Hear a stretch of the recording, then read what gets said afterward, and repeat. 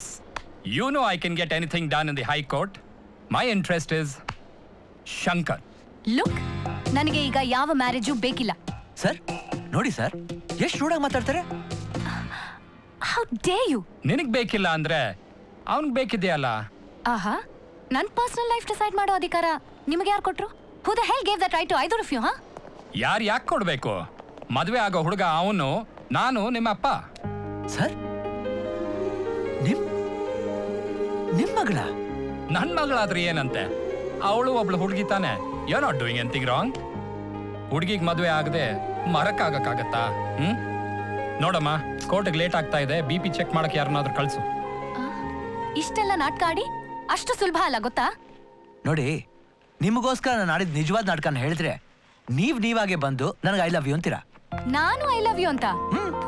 ಏನ್ ನಾಟಕ ಅದು? ಆಕ್ಚುಲ್ ಆಗಿ ನಿಮ್ ಫಾದರೇ ದೇವದಾಸ್ ಅಂತ ನಂಗೆ ಚೆನ್ನಾಗಿ ಗೊತ್ತಿತ್ತು. ಆದ್ರೂ ಹೇಗ್ ನಾ ಪರ್ಮಿಷನ್ ತಗೊಂಬಂದೆ ನೋಡಿ. ರಿಯಲಿ